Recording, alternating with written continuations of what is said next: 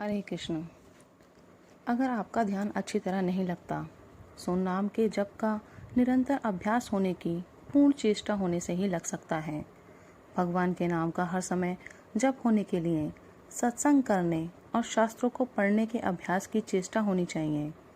तीव्र रूप से हर समय भगवान के नाम का जप होने लगे तो फिर भगवान में प्रेम उत्पन्न होकर अपने आप प्रेम सहित जप होने लग जाता है।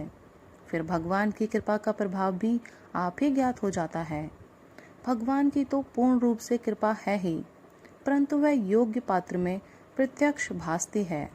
जैसे सूर्य का प्रकाश सब जगह परिपूर्ण होने पर भी दर्पण में प्रत्यक्षवत भासता है। भगवान की कृपा का थोड़ा सा प्रभाव जानने पर साधक जो कुछ होता है सो सब भगवान की कृपा ही समझता है, और तब वह अपनी इच्छा को छोड़कर साक्षी होकर आनंद में मग्न रहता है। भगवान में इतना प्रेम बढ़ता है कि भगवान को वह छोड़ ही नहीं सकता। पुरुषार्थ अधिक होने से ही भजन अधिक होता है, भजन अधिक होने से ही भगवान का प्रभाव जाना जाता है। भगवान के नाम का जप अधिक करने के अभ्यास की अधिक चेष्टा करना अपने ही पुरुषार्थ के अधीन है। भगवान के प्रेम का विषय जनाने से ही जाना जाएगा, सो उसको जानने वाला भी भगवान का भजन ध्यान ही है। भजन ध्यान द्वारा हृदय शुद्ध होने से प्रेम उत्पन्न होता है।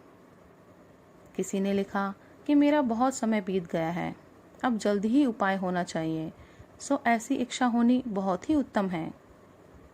आपने लिखा कि ऐसा सुअवसर पाकर भी यदि उद्धार न होगा तो फिर कब होगा, सो ठीक ही है।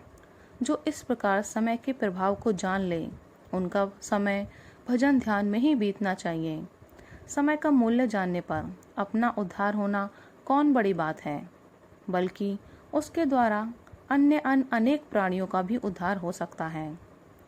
अपना उद्धार चाहे ना हो, केवल प्रेम सहित भगवान का चिंतन होना चाहिए। यदि आपको बहुत शीघ्र उद्धार का उपाय होने की इच्छा बनी रही तो अति उत्तम है, फिर कुछ चिंता नहीं। आपने लिखा कि अभी आनंद नहीं होता, सो आनंद चाहे ना हो, केवल प्रेम सहित भगवान का चिंतन होना चाहिए। आनंद की इच्छा तुच्छ है।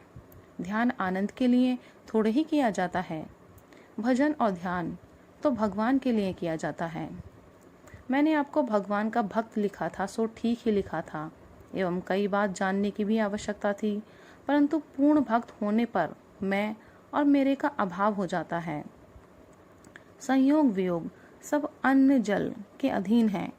मिलना चाहे कम ही हो, परंतु प्रेम होना चाहिए, सो आपका है ही। परंतु निष्काम प्रेम जितना बढ़े उतना ही उत्तम है। किसी ने लिखा, जैसे इस बार ध्यान हुआ वैसे थोड़ा भी धारण हो जाए तो कृतकृत्य हो जाऊं। सो कृतकृत्य चाहे ना होवे, परंतु प्रेम सहित निरंतर ध्यान रहना चाहिए। निष्काम भाव से भगवान का निरंतर भजन करने वाले पुरुषों के दर्शन से हजारों पुरुष कृतकृत्य हो जाते हैं, यदि वे श्रद्धा और भक्ति सहित भक्तों के दर्शन एवं उनके प्रभाव को जाने। संसार मिथ्या है, भगवान की लीला है, उसे सच्चा जानने से आसक्ति होकर इच्छा उत्पन्न होने से मनुष्य में बहुत से दोष आ जाते हैं। इसलिए भगवान की शरण लेना ही उत्तम है। जो कुछ होता है सो सब भगवान की आज्ञा से ही होता है। भगवान की शरण होने पर उसकी आज्ञा को क्यों टालना चाहिए। जो कुछ होता है सो उसका कल्पित मिथ्या और उसकी लीला मात्र है। चाहे सो हो, हमें कोई आपत्ति नहीं, केवल साक्षी रहना चाहिए।